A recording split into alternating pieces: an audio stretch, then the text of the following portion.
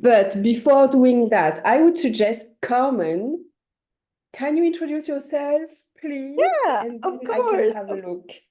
Of course. My name is Carmen Paredes. I am a leadership expert, 20 plus years of experience with leadership, also a professional speaker. I have the Northern Lights in my background because it's 11 p.m. here in Alaska. So we're really having two worlds meet here in LinkedIn today. I love this woman. Christelle and I met, oh my God, like a year ago. I mean, in person. In We person, met, exactly. yeah. Yeah. And in Spain when we did a talk and it was amazing. It was like love at first sight. We got along right away. And so now we are excited and here ready to talk about CQ, Yeah, cultural CQ, intelligence. leadership, women in industry. So it happened that indeed. So we met 1 year ago. We co-written a book. We co-wrote a book together, and we just have seen that we have the same color for our brand too. So why I wanted to have you, Carmen, on this talk is for so many reasons. First of all, because you have been an engineer too, like me. And for the people that don't know me shortly, my name is Christelle PILLOT. It's 9 o'clock here, morning. So it's really funny because it's the 24th here, and I think it's 23 for you, Carmen. Yes, yes. October 23rd, 11 or 9 p.m.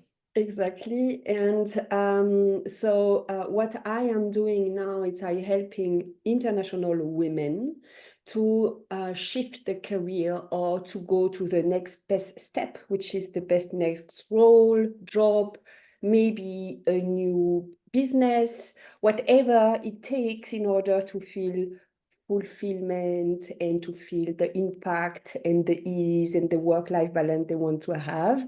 And Carmen, we met, you have done the same shift, right? So you have been a leader in a company, in an industry, and then you shifted and you told me your story. I found your story very interesting. But what I found even more interesting is the journey that you had the last year. Oh my gosh. Um, it was just amazing. And my client, I have done a survey on my LinkedIn with my LinkedIn community.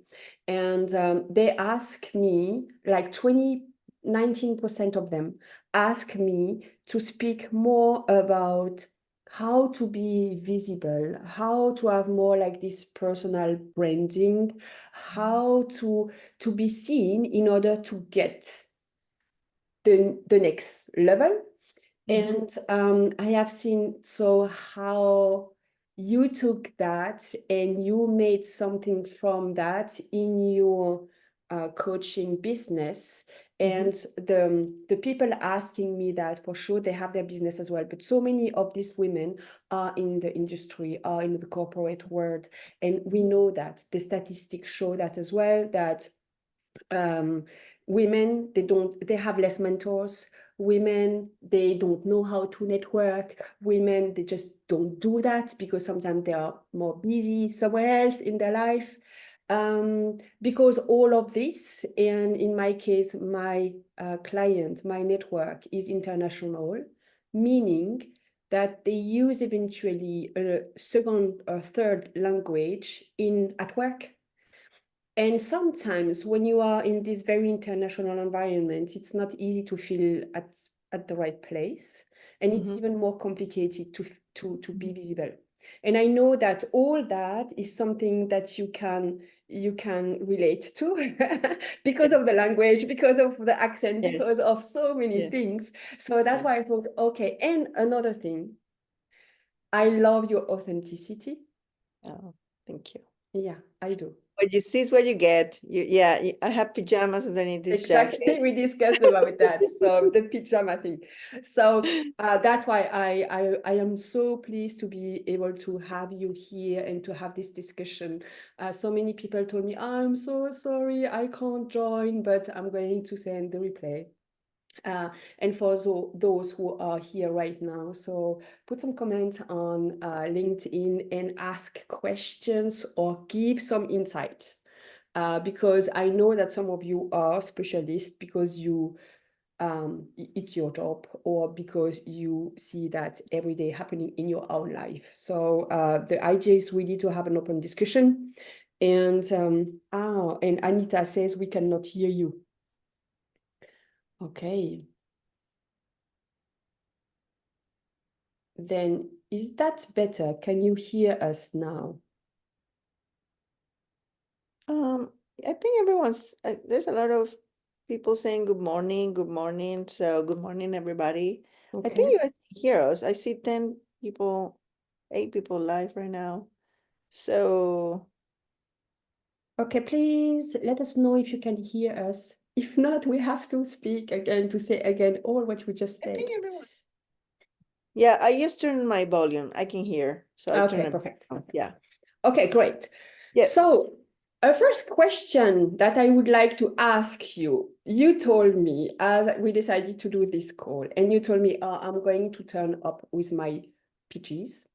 And I found that so interesting because I had a discussion this week with a few women being in high level leadership and management, and they hire new generation. And one of this new generation young people came the first day at work with like not the corporate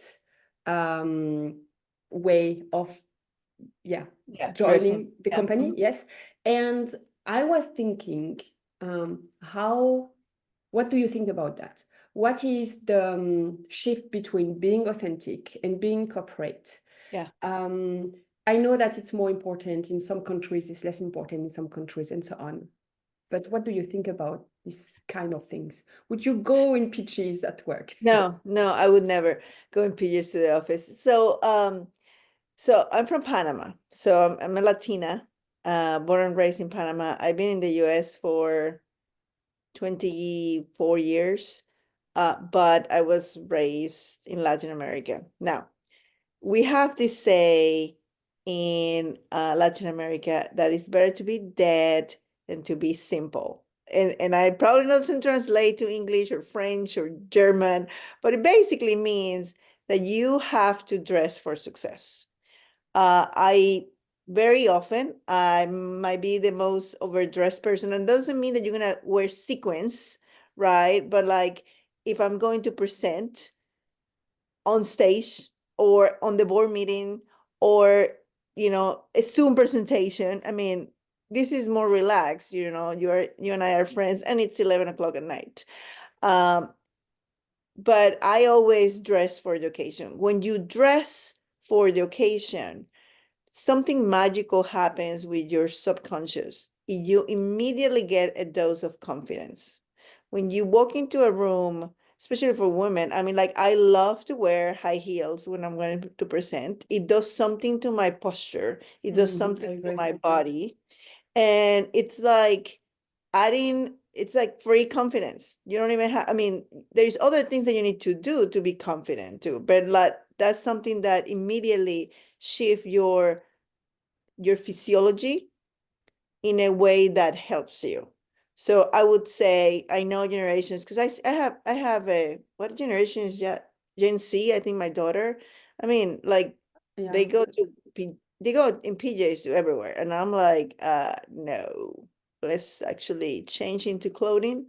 And you know what? I mean, like I know when I started working in the US, people go with suits to the companies, and now it's more relaxed, like business casual. But I think we have to keep, a barrier between what is it that we're doing. And some industries are different, right? Like if you work in banking or if you're customer facing, that's different than, if you just cranking on Excel. Um, Mm. But, I remember during the pandemic that, we were all working remotely. I will be dolled up from the waist up. And then I'll have like leggings and like Uggs. slippers down. But what people saw, you Yeah. know, I was like if I was in the office. So it's the difference between the role that you have and then Mhm. to dress depending accordingly to the role that you have. And then there is the person. So it's a slightly different. And then there's an advice that someone gave me a long, long time ago, and it's true for pretty much anything in life.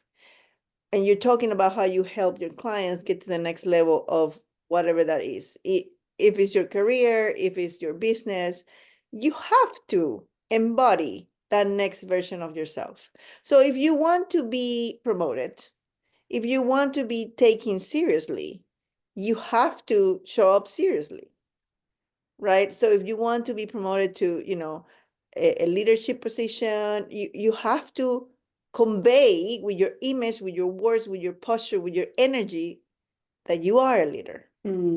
What I suggest my client to do is to rework on their ideal self, so the person of themselves they would like to be Mhm, in the future. And okay, mhm, how would you like to react, to be, to behave, to whatever it is, and to have like this avatar in mind. And then every day you go with this energy, this mhm, avatar of this ideal you. mhm. And I mean, I use that for myself too. I like, Yeah.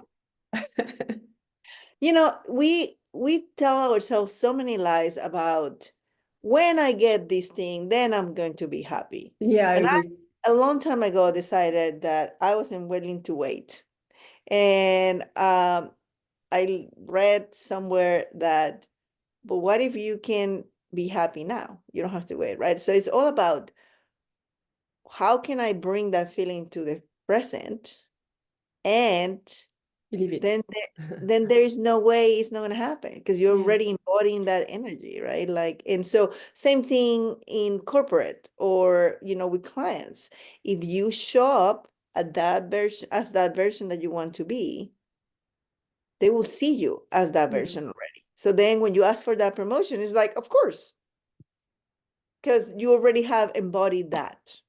Yeah. Yeah.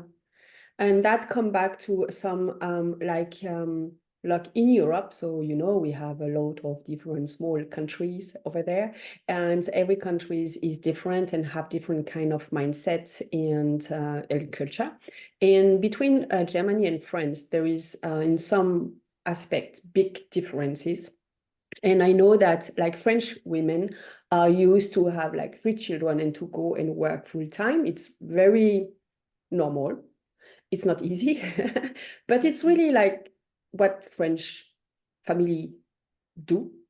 And in Germany, it's not the case. So in Germany, it's more like if you have children, so or even before having children, you kind of need to choose if you want to do a career or if you Mhm. want to do family. But Family. having both, it's complicated. Or maybe with one child might be okay for the culture. But if you go like the French style, it's a little bit questioned. So people Mhm. come back and why? And I heard that so many times, like my clients say, why did you do children if it's to work all the time? Or like one of my partner told me, like, you can, a woman is not pregnant half, she cannot be half mom, she has to stay at home. So you know you have this kind of differences. Mhm. And my question about that is how do you stay authentic and how do you go there? Is it the same in US that you have in different kind of states, a difference Mhm. between how people think? Yeah, I think so. So I have lived in different states, and you see that in the big cities like New York, LA, um, Chicago, maybe, you see a lot more women who are title chasers. And I'm not judging because I used to be a title chaser. But these in these big cities, because the life is so fast and very expensive too, right? You see these women that become partners on a firm or senior vice presidents or things like that. are most likely not moms Mm. because they can't. There's no support system. So see, when I grew up in Panama, everybody has help. It's customary to have help at your home. And I didn't grow up with money, but we had a helper. Like, go figure, right? And then on top of that, all your family is close by. And the Latin culture Yes, is so exactly. that, the aunties and the grandmas and everyone helps. When I moved to the US and decided to start my family and pursue my career, it was hard. It's still Mm. hard. My kids are a little bigger and older now, but it was so hard because I wanted both. I wanted to have my cake and eat it too. Um, and I think everyone says here is lip service, right? Like everyone says, yeah, it's okay, we're equal. No, no. I remember one time we were in a meeting, it was late, we were doing this merger. I think it's like 10 o'clock at night. And I remember one of my bosses at the time saying, like, oh, I'm gonna call my wife to said I'm not coming, it's gonna be another whatever hours. And like all the guys went to do that. By the way, you probably can relate as an engineer woman. I was often the only woman in the room, and it never bothered me. But as Yeah. I got to higher positions, it got even more isolating. We can talk about that later. But I remember that day, I'm like, wait, you're gonna call your wife? Well, guess what? I'm the wife. Yeah. I'm the I'm the teacher. I'm the driver. I'm the maid. I'm everything. And I am the executive too. So Yeah. no, I'm not gonna stay for another 3 hours because tomorrow I have to get up in the morning and make lunches and take the kids to school and be here on time so we can continue this. So I'm going home. And I remember they all look at me like, are you really leaving? I'm like, I am actually leaving. Yes, have to. But that means that you have to stay strong, right? Because you Yes. have to, like so many women at that moment, they excuse themselves that maybe they have to leave because they have to take care of the family, or they somehow take it and stay longer and they don't know what's going on at home or whatever. Mhm. But in your case, so you decided to showcase, to advocate for your situation.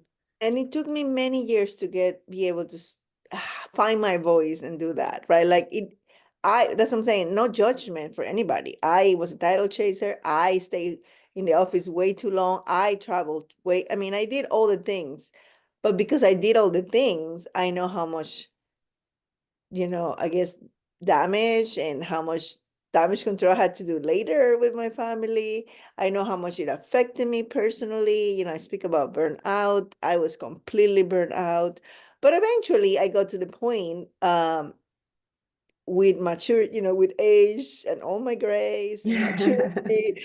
And also, because I got to the point where I was also one of the bosses, right? So it wasn't I wasn't afraid about my job anymore. I wasn't Yeah. afraid they were gonna fire me.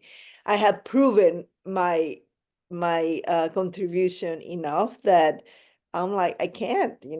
But it took me a long time. And so I suppose you do the same, Christelle. Like this is one of the things I help people is to set boundaries and stand in your confidence. I know your worth because that was one of the problems. Like as smart as I was, as many degrees as I had, as hard as I worked, there was a time in my life where my self-worth wasn't there. And so I was afraid that nobody was going to value me Mm. if I didn't So go to Panama. what I did in my case is that I work with my husband as well in order for him to take more at home. Like what I do with my clients as well sometimes is because the mom is really like the center, the middle of the family doing everything.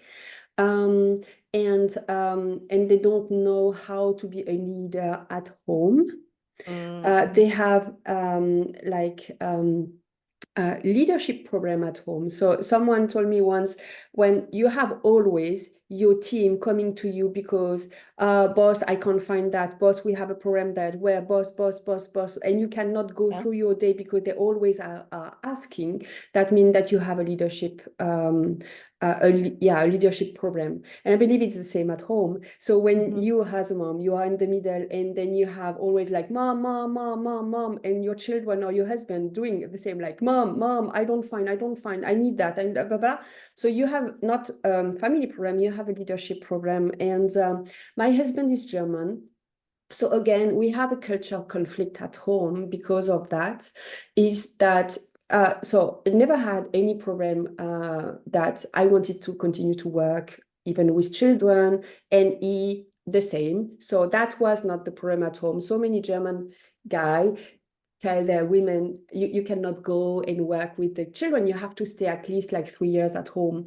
And in our case, it was never the case. However, because of the culture, so I mean, you take the color of your country, right? So because of the culture, he was used to see that there is something that men don't do at home. And so he didn't really start to do it because he had no clue. He didn't know even that we had to do things like that.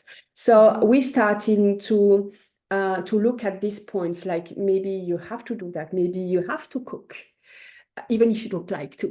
Maybe you have to do things like that. And we started to shift the roles in the family, to have like two leaders and not only one in the middle. And then so we are like the two leaders of the family, and then we have the three children. But the three children, I decided that they are team, they are part of the team, and they can support the family. They are not only taking from the family. So they are really good at giving back to the family. And one of the sentences that I share is sometimes at the end of the day, what did you do for the family? Did you do one thing for the family?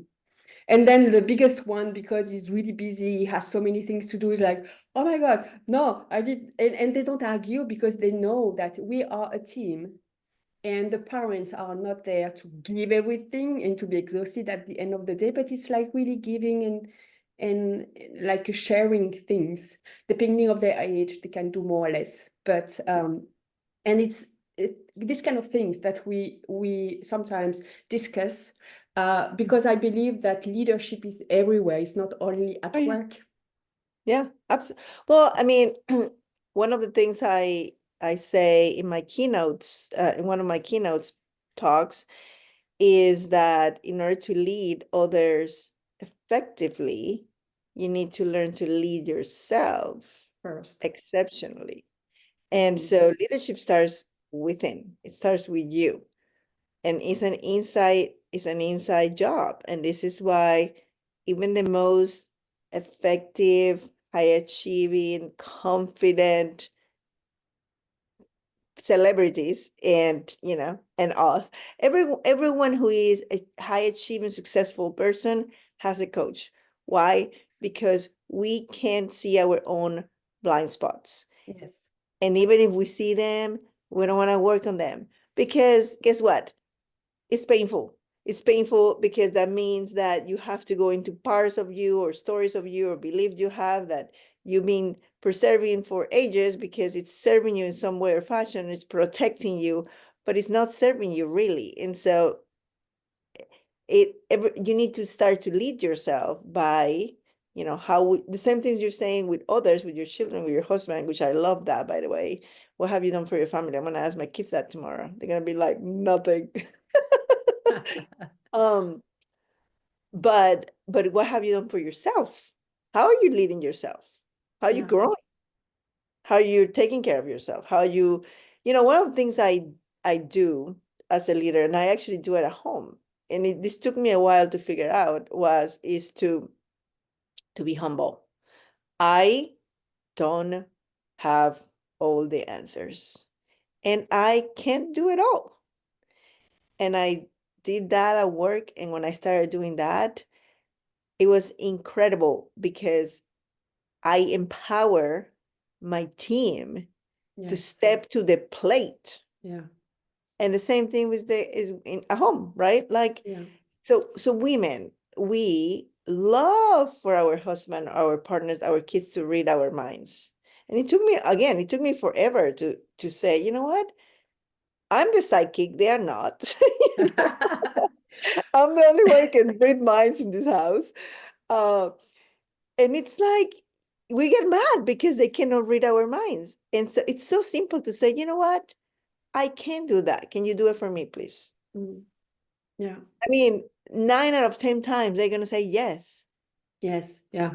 And yeah, I agree. I agree. So, and it's really the way you ask, right? So if you are completely hysterical because you are Yeah. at the end and burned and whatever, so you are not asking properly, you are shutting out. So you need If to you're do that. demanding, that's different, right? But if you Yes, humbly ask and say, you know, exactly. can't, I can't do I it. see that with like I really see that with my children. If they say if I tell them you do that, do that, do that, they don't really do it. But if I ask them, what did you do for the team? Can you do that? They do it. So it's really like the way of communicating.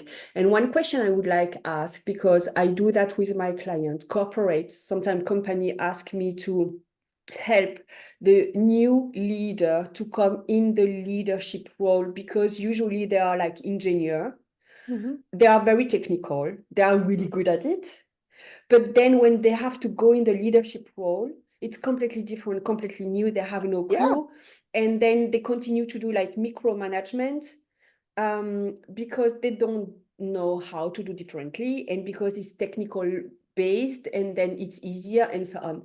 For you, what is the role of a leader, or what is a good leader? Yes. And this is my jam, right? Because this is what I speak about. Uh, it is very sad that I'm gonna set this up first by saying, because as an engineer myself, right?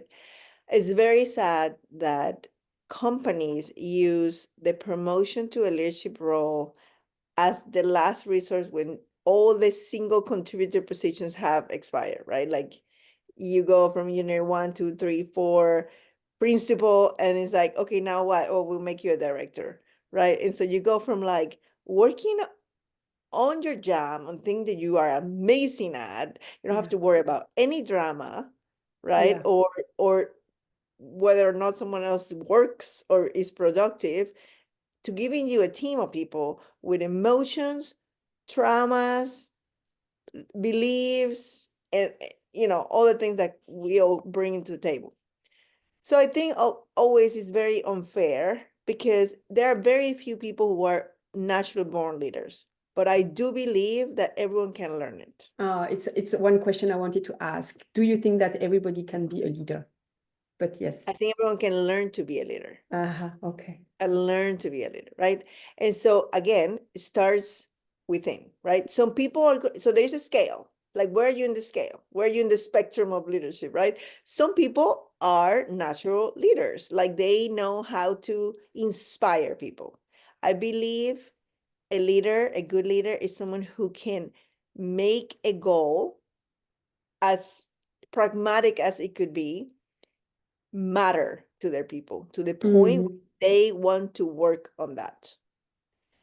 But that leader, in order to do that, needs to empower, meaning that he's going to let them make mistakes. He's going to let them be innovative. He's going to let them bring their A game.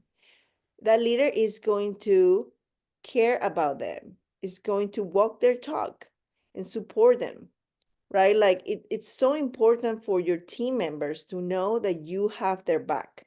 If you send them to war and something goes wrong and you flee, they're never going to work for you again the same way, right? Mhm.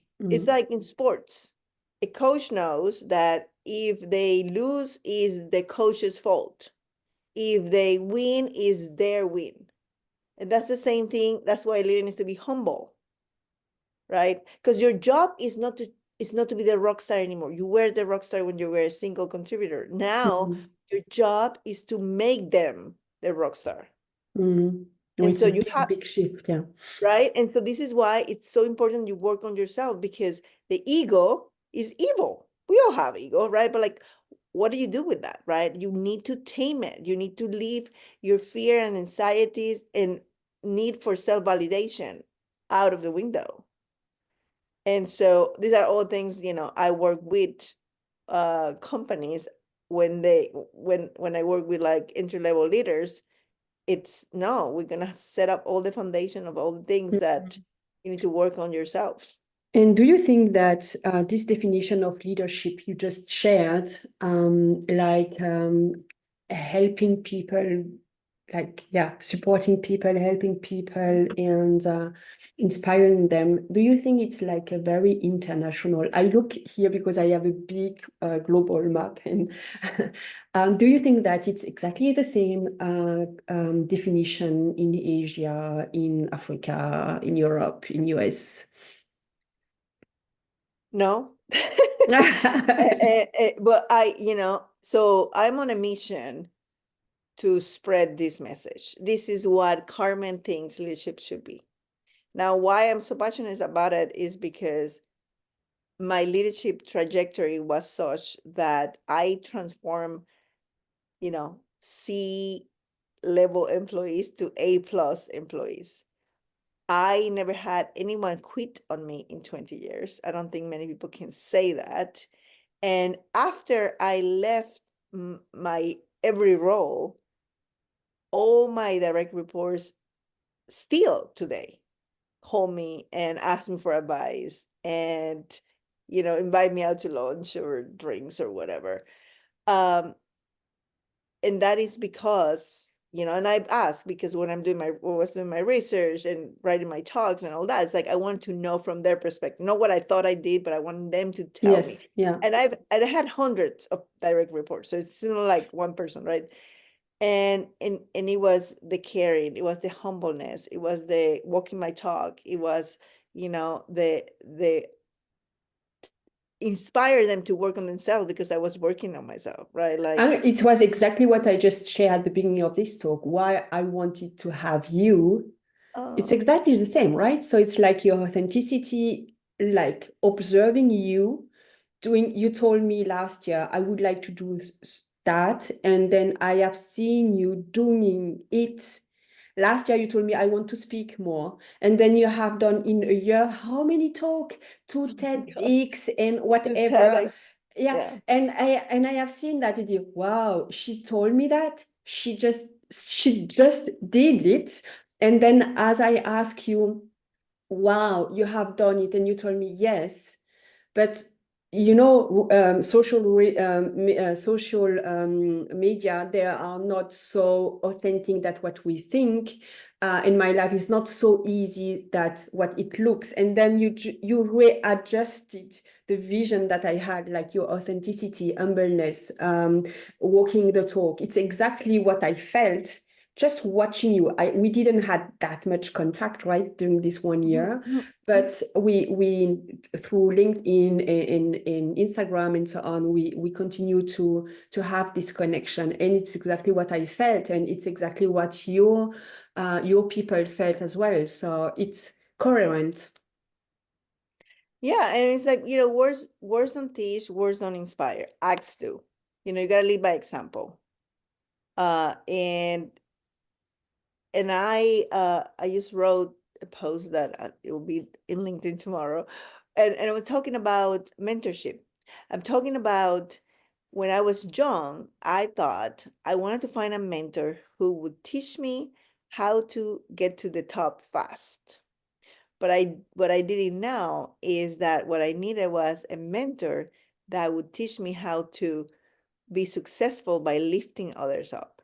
And Mm. it wasn't until I found that person and she lifted me up that I realized, oh my God, this is how you do it. It's not about you, it's about them.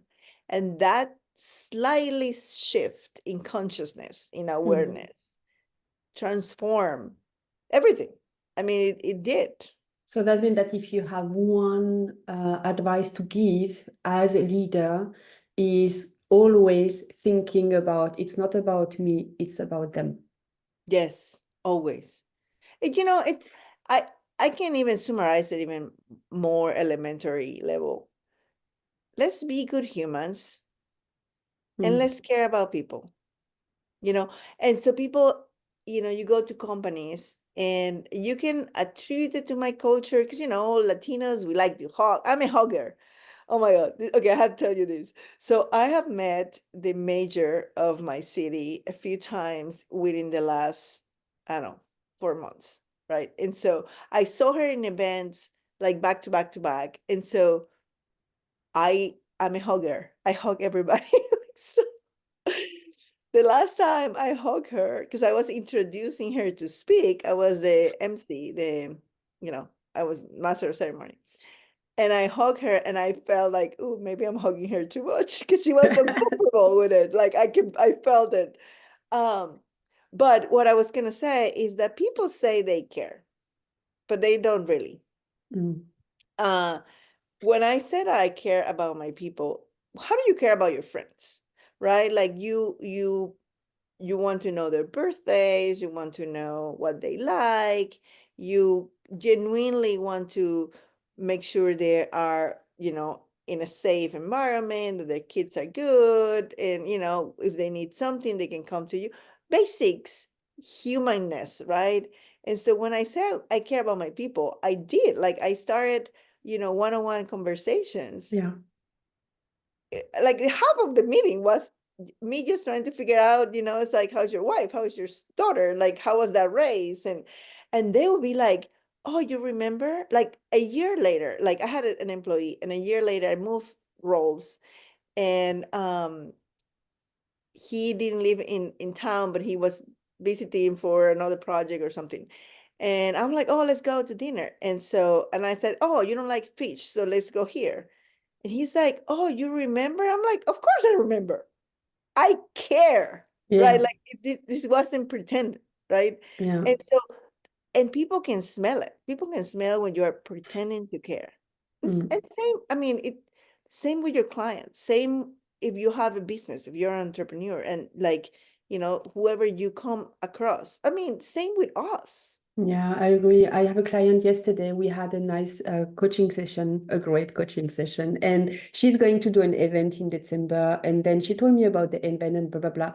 And then I asked her, "Can I come? Can I join to your event?" And she was like, "Oh my God, you are so sweet," because Yeah, I'm not going to be paid for that, but I want to see. I mean, I help her to grow her business. I want to see. I would be more than happy to be in the room and just to feel and to see because I care about our business and our clients, and I'm not going to be paid for that, but I don't care. I want to be yeah. there. Yeah. I know. It's like same. I have clients like I changed my business phone, and I texted one of my longtime clients and I say, hey, I changed my number. We're not coaching right now, but I said, please keep texting me. I mean, I love you.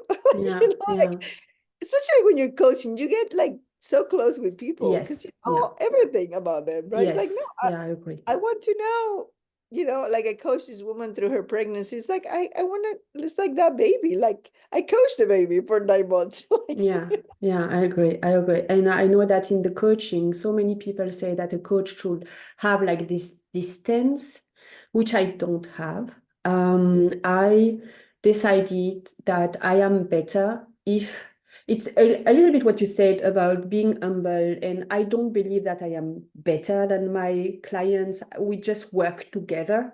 Mhm. And so we work together. I'm not there, or we work together and help them to grow. And so that's why I share my part, Yeah, because I believe that if I want them to be open and to go deep, so it's better if I am open as well and I share my struggle and all that. And yeah, I cannot just say, I'm not going to share anything from myself and not putting me in danger, but you should share everything.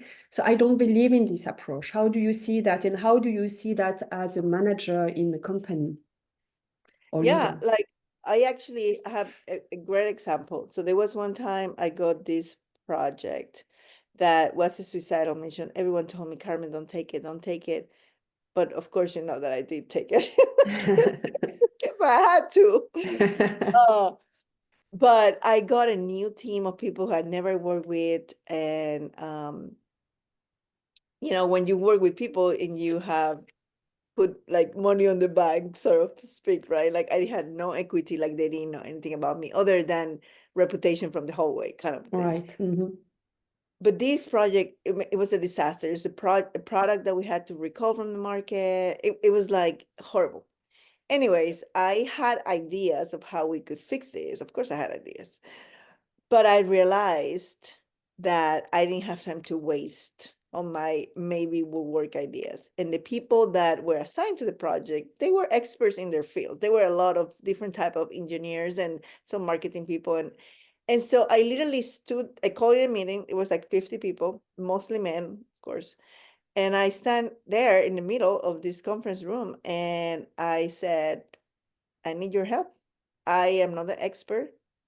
I don't know what you guys know. And my job here is to remove the obstacles so you can do what you want to do. And I said, I want to meet with each of you to hear your ideas. Mm-hmm. And what do you think went wrong and how can we do it better?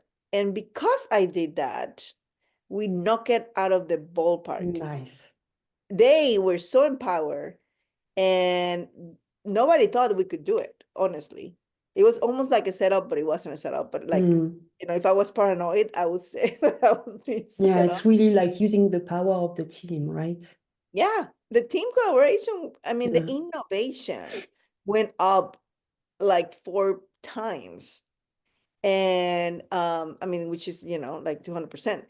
But like it was insane to see what happened. I mean, these people who were so skeptic of being in this project themselves, and all of a sudden it's like we are delivering all these Yeah. things, thinking out of the box and tackling all the problems. So this is because I didn't have all the answers, right? And I was able to admit it and said, I don't have all Yeah, the answers. exactly. Can you please help me?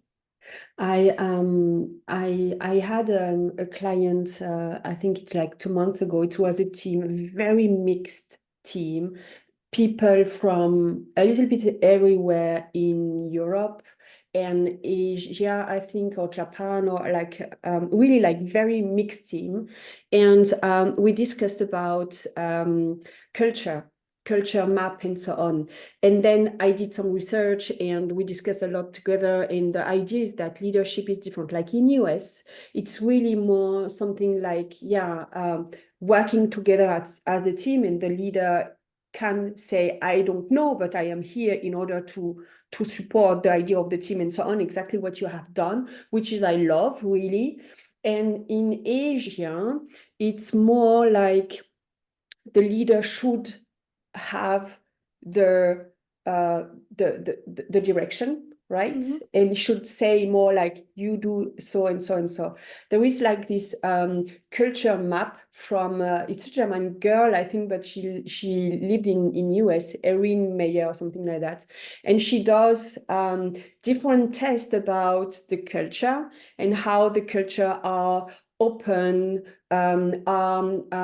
more impressed with like the interpersonal communication, or by the title or the communication style. So like I think there is, I don't know, like 5 different points or something like that.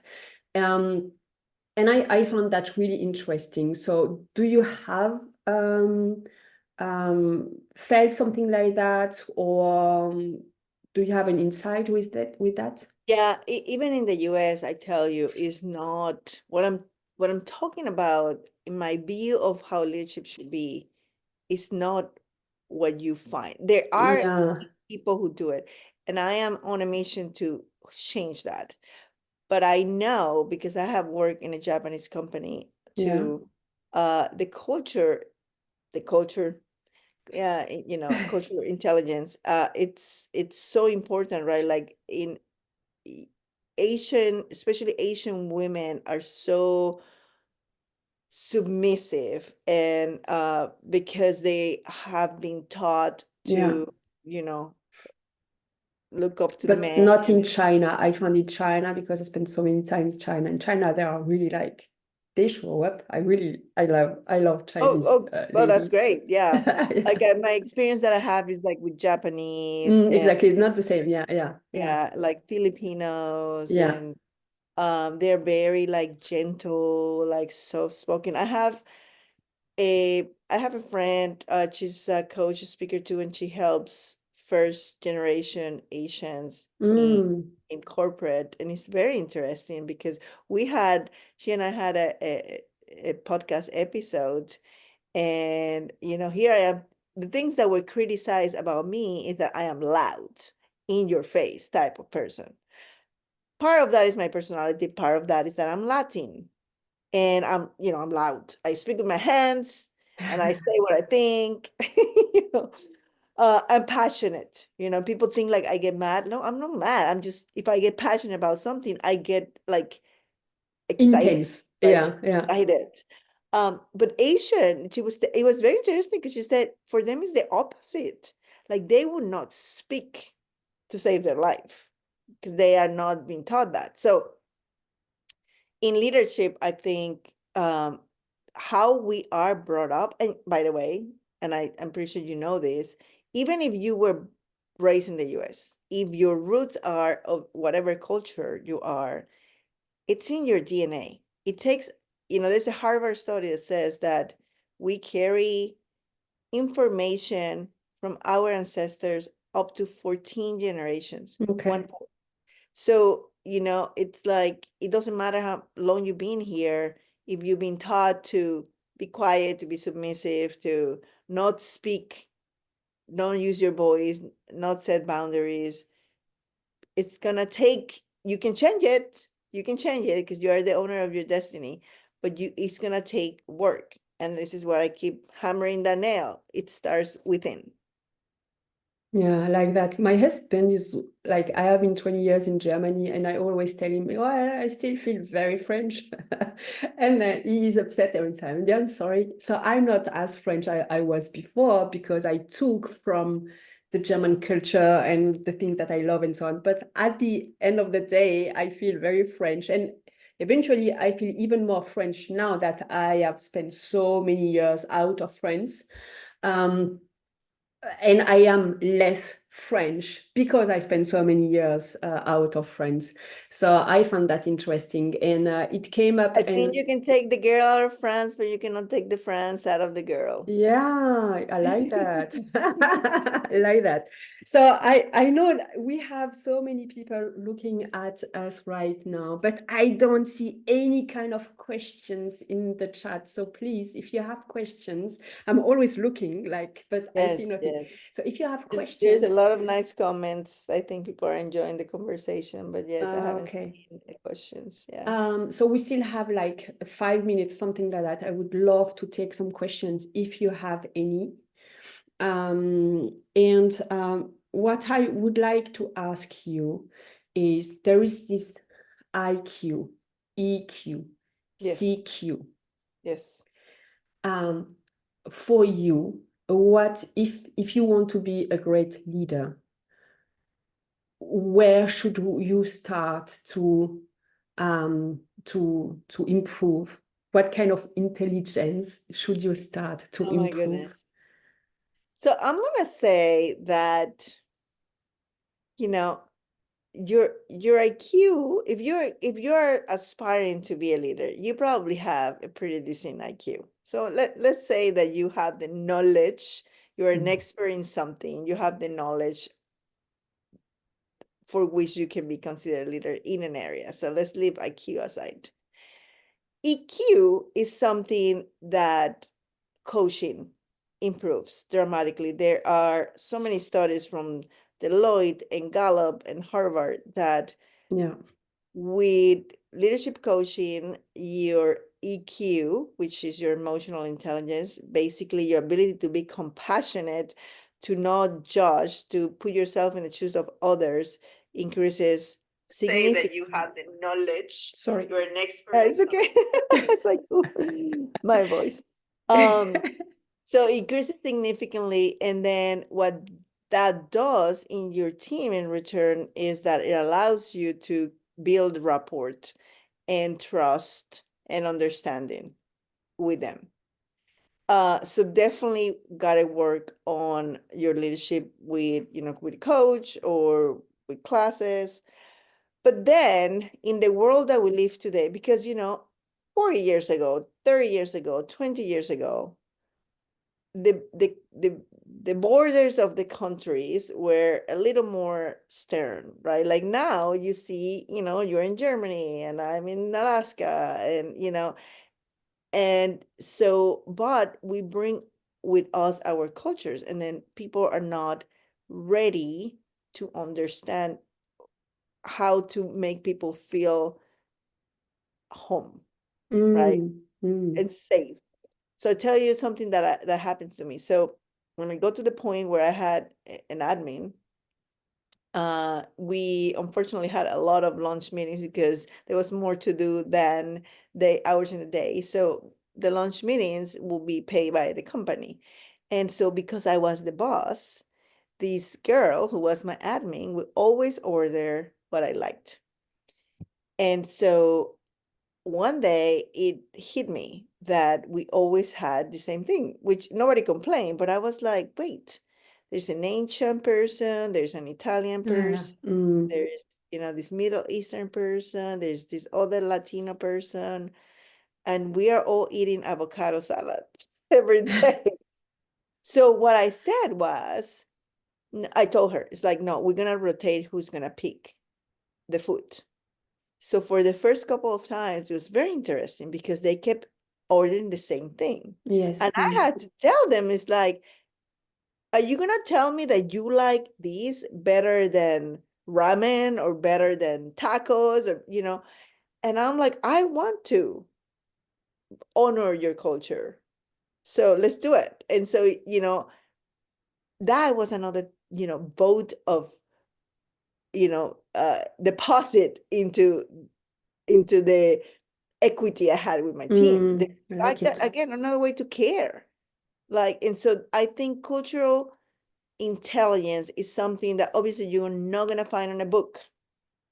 And you just need to be aware of what's happening and a little more open to just curious. Curious. Curiosity, I Mm. think, is kind of like where it's so important, especially with the new generations. Gen Zs and are very sensitive. I tell you, I have two of them.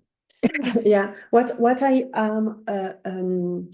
a lady told me in a session that I have done, she moved in different countries as well and so on. And she told me, well, yeah, she told me what she noticed is that nowadays the difference of the culture is a little bit less with young people because my age, until I was 20, I couldn't speak English really. I never really moved to my own little village in France. And so I am like the first 20 years I have been like very French. And then after that, I started to move. Before that, I never had like any kind of movie in English. Everything was in French, like really French. And now the young generation, like I see that with my children. My children, they speak already three languages and they are 13. And they have That's in Europe. access. That's in Europe only. And that's a European thing Ah, because the yes, you are borders right. are so close to each other that it's not Mm. uncommon that a person speak five languages, right? That's one of the Yes, and things. they see podcasts from US. They see so like they are so open to the world that it seems that in some part of the world, like the culture part is a little bit less pronounced because the people have access to so many different sources out of their own country, and then Mhm. it's average a little bit that understanding that okay, what's going to happen, what's happening in the US, I understand it, and it's something that eventually is different than here, but it's part of how I grew up as well. Yes, yes. But I tell you, in the US, it's still a shock. I mean, most people only speak English. Um, I remember getting mad even with my own children. I'm like, when you become fluent in Spanish, then you can correct my English. Till then, Yes, skip exactly. it. Skip it. Like, but yeah, I would say in the world we live today, cultural intelligence It's something that everyone needs to pay attention to. And I wish I would have a magic wand to say, this is how you learn it. And all I can say right now is curiosity, having Curiosity an and open care. mind. Yeah. Yeah, I know that I had this deep conversation with a partner of mine in India, and we really discussed so many things about his own culture, which is so different. And Mm-hmm. it was, we spent a lot of time. And just because of that, he told me, yeah, like this empathy, this communication deeper than business.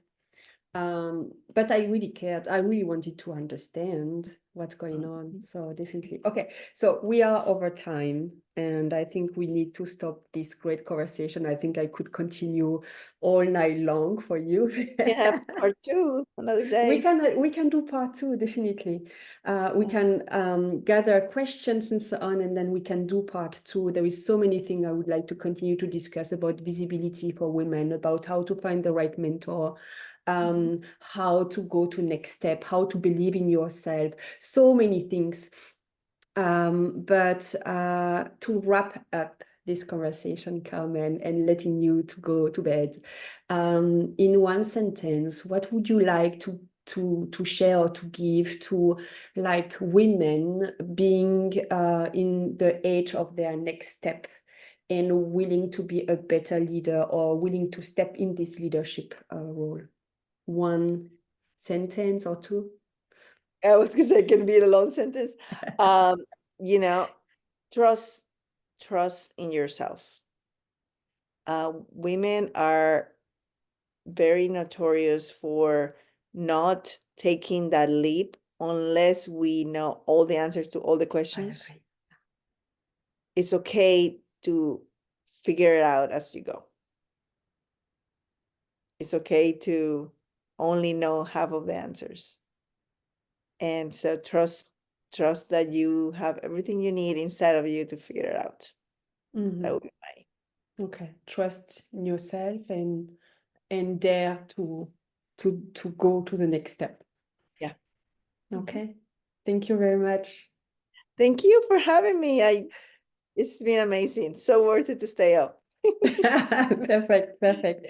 So I thank you, all of you that stood with us during this 1 hour. Thank you so much.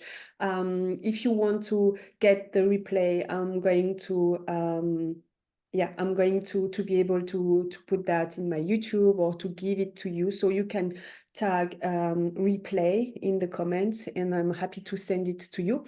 And then we will do part number 2. And if you have questions for part number 2, so don't hesitate. Happy to open the discussions to what matters to you. So Yes, important. and if anyone resonated with what I was saying, I invite you just to follow me here in LinkedIn. I'm always talking about Yes, leadership. definitely. Yeah, so many talk on your YouTube channel. We can find that as well. So go on Carmen file and follow her. Okay. Have a nice night. See you soon. And see you, all of you, very soon. So now I have to figure out how to stop this live. I find it. Bye-bye. Bye. Yes. Yeah. So I was gonna tell you, because all my people